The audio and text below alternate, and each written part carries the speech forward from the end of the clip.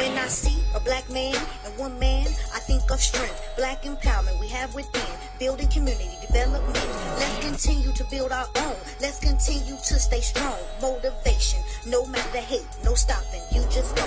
Listen up to Quan, John, and Queen P for giving us a voice. Speak up for what's yours and yell and make that noise. We are kings and we are queens. Melanated royalty, just getting started. Loving self, self and knowledge. Stack that wealth. Motivational motors, y'all. Booyah, back at you, Motivational Motors, where we speak and have interesting conversations with Black people who've overcome adversity and root the prosperity. What's going on? Portia Mystique, what up, baby? We got your boy, Quan John, and we have a very, very interesting guest today. We got Mr. Jonathan Bailey running for City Council, District 26. He's my brethren, and he's a co-speaker. He's an ambassador for leadership for the emancipation movement. Say what's going on, Jonathan. What up? Hey, what's up, y'all? Yeah.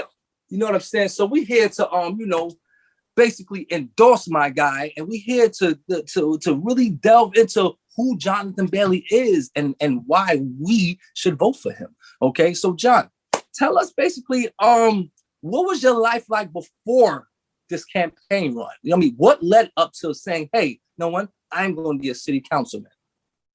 I've been working for some time on trying to figure out, like, how do we leverage electoral politics in a way that like supports like the development of like working class power. And so first, when I say like working class power, like there's a lot of different types of political power that kind of exert influences on society.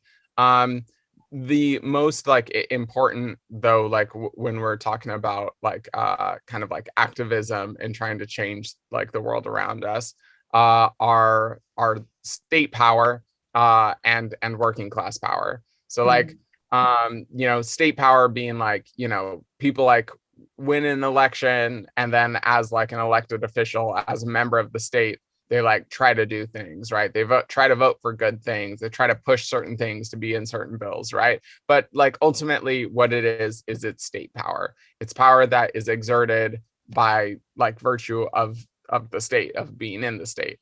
And then there's working class power, which I think is a whole lot cooler.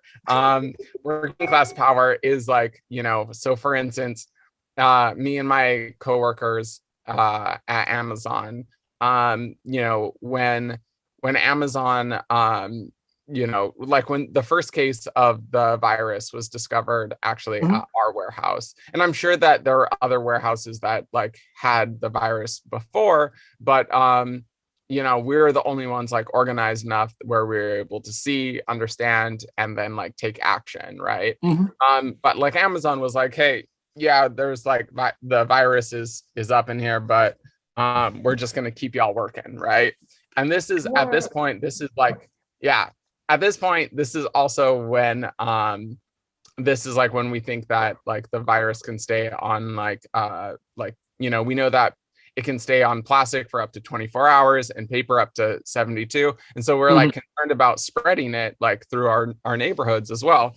And so for us, we were like, okay, we're just going to stop this, right? And so we just like came together and we just shut the warehouse down. And like that like, that's working class power, right? We're exerting power over society by virtue of our position as workers within society, So like, one of the things that has been like in the news is like conversations around like Palestinian liberation. One way of like trying to address things is by like, being a politician and like introducing a bill to say like, hey, no more funds or like weapons are going to be going to the state of Israel. And then another way to like tackle it is like the way that some workers at like the docks have, where they've just said, hey, no more weapons for the state of Israel to like, be like, waging war on Palestinians. And like the dock workers just shut down the dock. You know, they're just Right. like, no, war over, war is done. And like there are both ways in which we can try to tackle the issue of like liberation for like colonized peoples or liberation of the working class, but like they're very different types of power.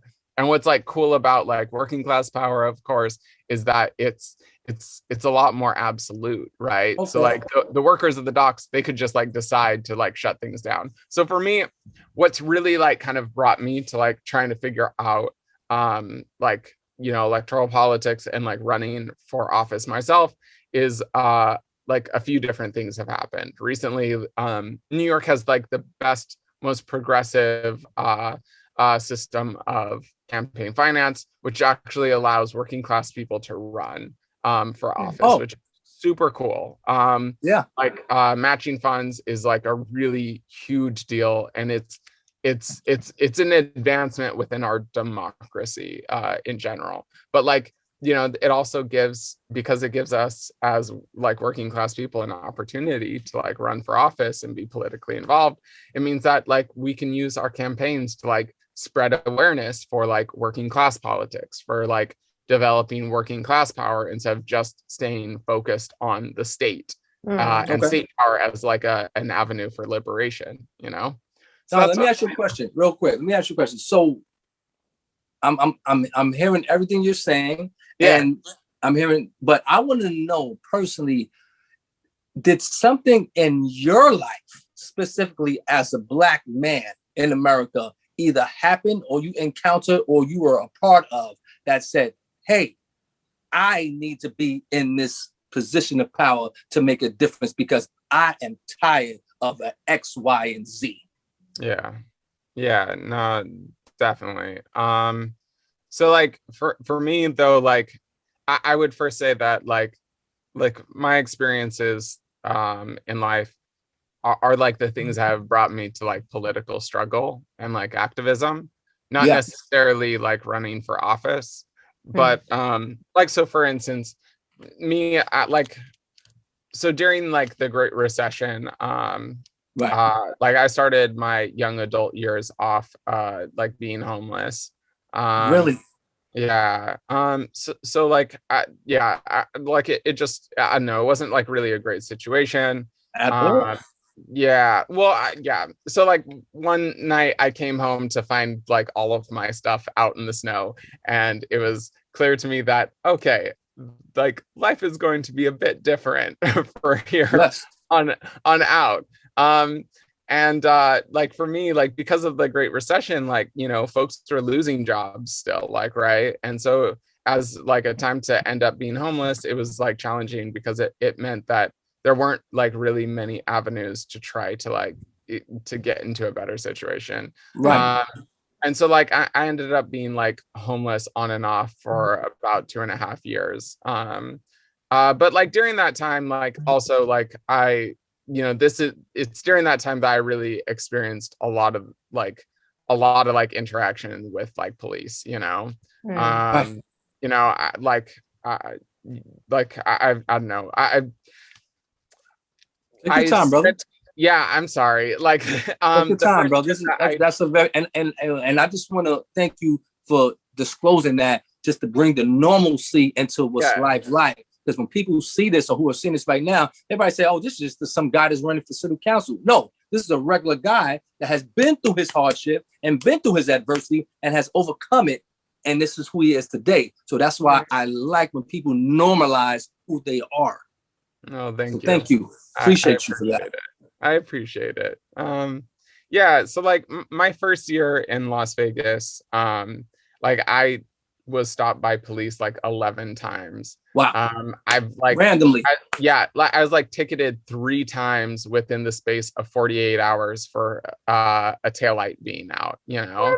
I've like you know, like it was enough to the point where I was like really trying to figure things out and like, you know, like researching like Terry versus Ohio on like Wikipedia, trying to figure out like, wait, why can police just stop me? Like, why can they do nothing? That? Like, I don't get this, right? You know, and then like, and then, you know, me bringing up like stop and frisk and like the like the common law that's actually like that's established through Terry versus Ohio, which like for a lot of people who don't know, stop and frisk is actually like a form of like gun control.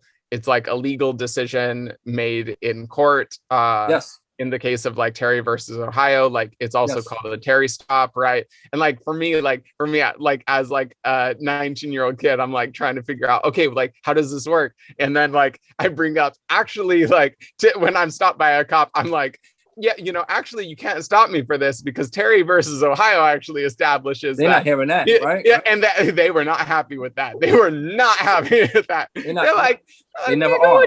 They're like, nigga, what you think this is? You think that this is like the law, like for everybody or some shit? I was like, I learned real quick. Oh, wait, like nobody actually cares about any of this stuff. Nope. Like our systems, our state, our laws, like nobody really cares. What they care about is the structure of power that exists within our society. And they care about maintaining that, and they care about exercising the power that they have on people, on working people, on Black and brown folks, That's right. And like the way to challenge it isn't by like bringing up some like obscure fact about the legal decision in the Terry versus Ohio case, like because like cops, they're not going to care about that, Nope.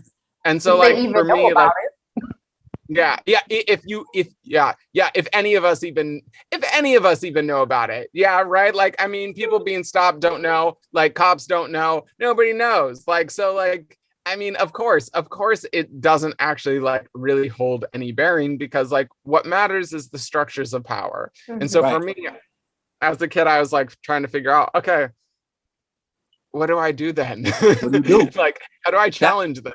And that point, and I don't need to cut you off because go ahead. I don't think other cultures have to ask themselves those questions. I'm a young Black impoverished human being, opera human being on this planet, and I am not being respected by my fellow man. What the hell can I do about that? Yeah. And what's sad, many of us say, okay, I'm coming back. I'm going to fight fire with fire. And as Portia Mystique, we've spoken before, that's the worst thing to do because fire with fire creates more fire. Okay? You have to combat fire with water and put it out. But as a 19-year-old, 22, 23-year-old Black man or Black woman, you don't even understand that. You can't even conceptualize why you are being treated this way. You can't even understand why you are even in this predicament in the first place. That will make you angry. And most of us, we go to prison. We utilize that emotion and we go to prison by way of us just lashing out. Portia? But in Jonathan, Jonathan, with your story, it's like you did what most people don't do. Right. You looked for a way out, for a way to rectify the situation, for a way to combat it intellectually. And not too many people do that. When you're in the heat of the moment, when you have that issue, and let's say the policeman lets you go, but you're still fired up, you're still pissed, you're still upset about the situation. Most people will go home still pissed. Like, I hate cops. F12, the whole nine. So it's I know. So it's just crazy that you went and you were like, let me look this up. Let me look for a way out. Let me research my way out. And that just says a lot about your character. And that explains a lot of why you are where you are and why you do what you do. You're too sweet. You're too sweet, Portia. So Jonathan, so how, okay. All right. So because I mean, this is a very heartfelt story to me. I mean, I'm a counselor for the City University of New York. So I hear a lot of things all the time. You understand? But your story is I'm quite sure there's a million people probably going through the same things, but we aren't really privy to it because we don't hear the story. Because most people don't tell about how they got there. They just talk about being there. You understand? So you're homeless. How do you get out of this set of circumstances? How do you scratch your claw and get to who Jonathan is today? How?